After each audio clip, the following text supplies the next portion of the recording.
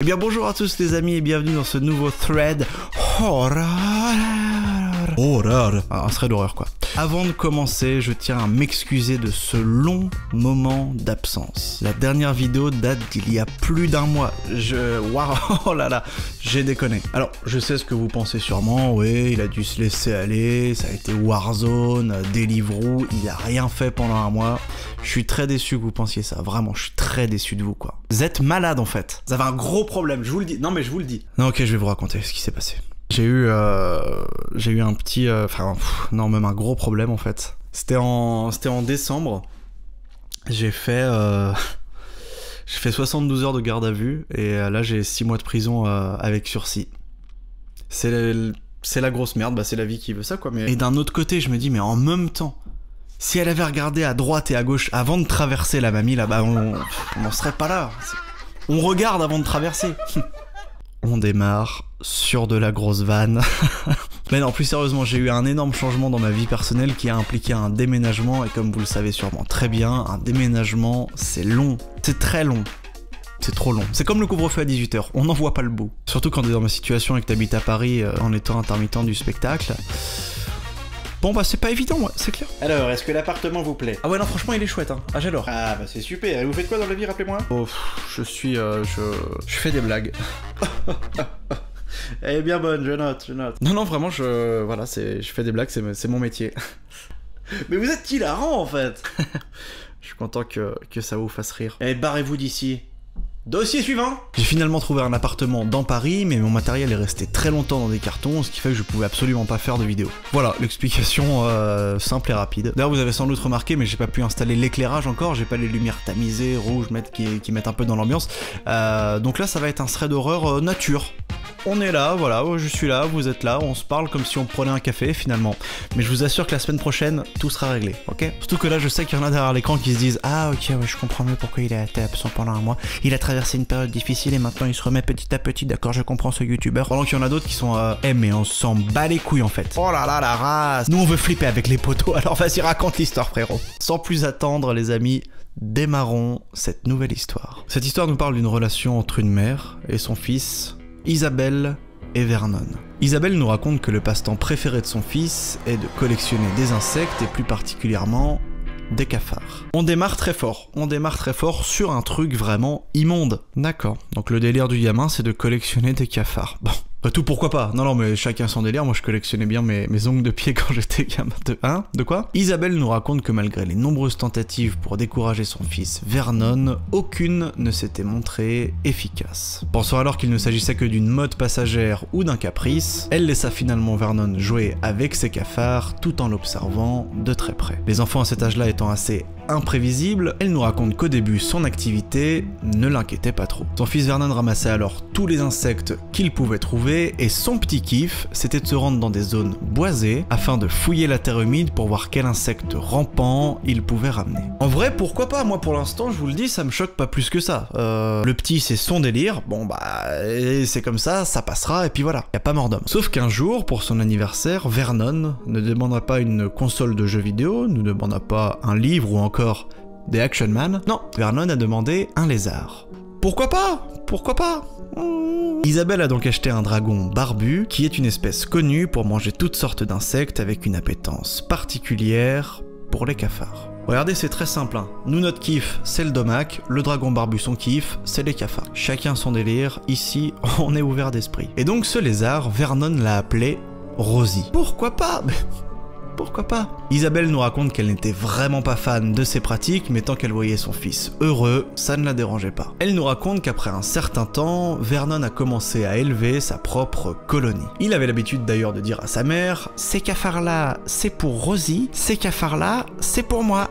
Pardon? Mais qu'est-ce que tu insinues, Vernon? Isabelle continue en nous expliquant que la chambre d'amis était désormais pleine à ras-bord de bocaux, de tailles différentes, tous enfermant des petites créatures visqueuses. Vernon passait alors des heures à les regarder et elle nous raconte qu'une fois, elle l'a même surpris avec le bras plongé dans une montagne de cafards et que ces derniers grimpaient tout le long de son bras. Sauf qu'elle nous raconte qu'il avait l'air tellement heureux qu'elle n'a alors rien dit. Isabelle a alors commencé à imposer certaines limites. Elle a alors interdit Vernon d'avoir ses cafards dans sa propre chambre et dans tout autre endroit de la maison. Ces derniers devaient être confinés dans la chambre d'amis et nulle part ailleurs. Oui, ils devaient être confinés, un peu comme nous. Sommes-nous les cafards de Macron ?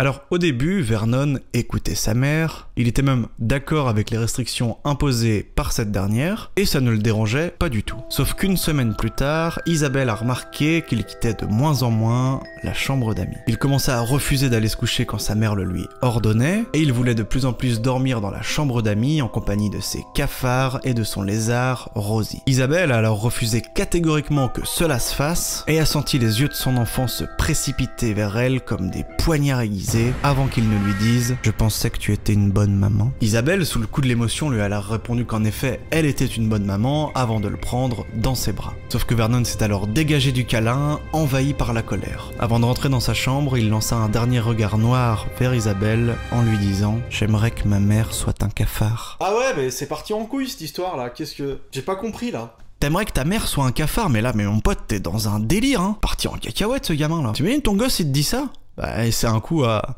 voir le cafard. Alors, en vrai, moi, il me dit ça, par contre, je vais au lance-flamme direct dans la chambre. Hein.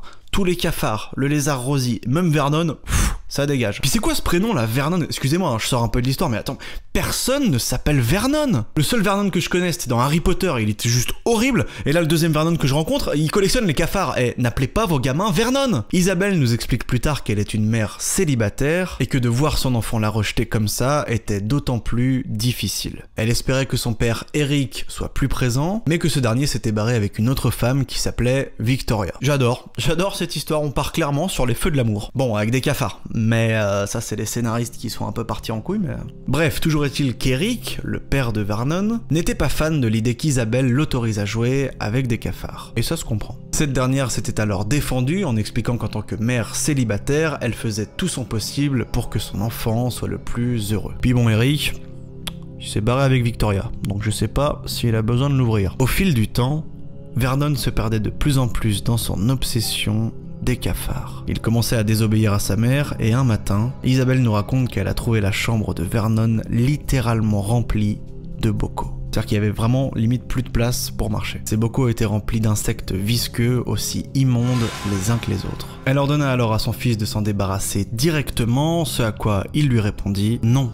Isabelle. Alors là, elle est complètement choquée, d'autant plus qu'elle nous raconte que son fils ne l'avait jamais appelé par son prénom auparavant. Elle reprend donc Vernon en lui disant « Je suis ta mère, tu vas faire ce que je te demande tout de suite, tu te débarrasses de tout ça ». Le lendemain, absolument rien n'avait changé.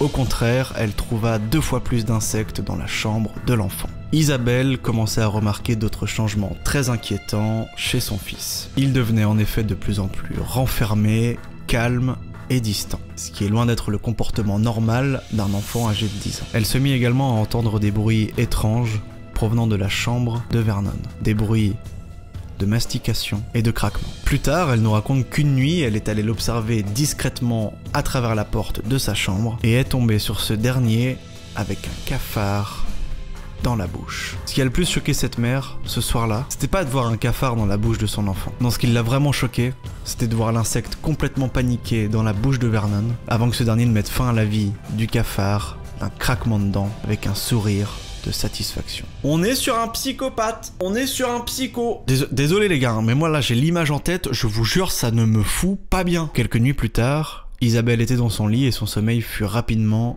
interrompu. Des bruits de grincement, des bruits sourds provenaient de la chambre de Vernon. Isabelle s'y dirigea alors lentement, à la différence que cette fois-ci, une grande appréhension la traversait sans qu'elle ne puisse expliquer pourquoi. Lorsqu'elle est rentrée, la pièce était plongée dans le noir. Elle chercha donc l'interrupteur et lorsque la pièce s'éclaircit, Isabelle fit face à une vision d'horreur. Les cafards étaient partout, remplissant chaque mètre carré de la pièce. Ils se tortillaient et se marchaient les uns sur les autres. Elle aperçut alors Vernon, qui était penché sur son père, Eric, inconscient. Elle nous raconte alors avoir vu l'estomac d'Eric se contracter violemment, puis se déchirer au niveau du nombril. Les cafards ont alors commencé à envahir l'estomac de ce dernier, afin de le dévorer de l'intérieur. Isabelle a alors crié sur Vernon afin de comprendre ce qu'il s'était passé. Vernon l'a regardé avec un énorme sourire et lui a dit « Papa est enfin devenu un cafard, maman. » On est sur un gros délire, mais quelle horreur! Mais vous imaginez la vision? Waouh!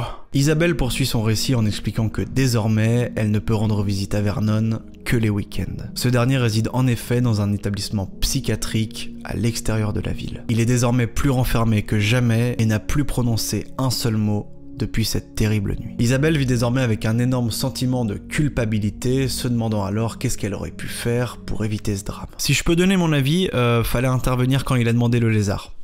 Non, y a pas, on prend pas de lézard, y a pas de, on le laisse dans sa forêt, le lézard, et toi je vais t'acheter un cochon d'Inde. C'est très bien un cochon d'Inde, c'est cool. Elle nous raconte ensuite toutes les questions qu'elle se pose. Peut-elle être blâmée pour avoir voulu le bonheur de son enfant? Certes, elle a commis une erreur qui la hantera jusqu'à la fin de sa vie, mais tout le monde ne commet-il pas d'erreur? La mort d'Eric était-elle de sa faute? Enfin, elle a plein de questions comme ça qui lui restent et qui à mon avis lui resteront jusqu'à la fin de ses jours. Bon, la mort d'Eric, c'est sa faute, c'est pas sa faute, Au bout d'un moment, il avait pas qu'à se barrer avec l'autre bouffonne de Victoria. Je vous l'ai dit, je suis à fond dedans. Non mais voilà, ça s'appelle le karma. Tu te barres avec une meuf, tu te retrouves avec des cafards dans le ventre. Voilà, chacun son destin. Elle nous raconte qu'elle a fini par débarrasser sa maison de tous les cafards et que depuis cet événement, elle n'est pas encore retournée dans la chambre de Vernon. Le traumatisme étant encore bien trop présent. Voilà les amis, c'est la fin de cette histoire. J'espère que ça vous a plu. J'espère aussi que ça vous a pas trop dégoûté parce que c'était un peu, c'était crade. On était vraiment dans le crade. Mais moi, je vous le dis, c'est une de mes pires angoisses. C'est genre, tu sais que tu vas mourir,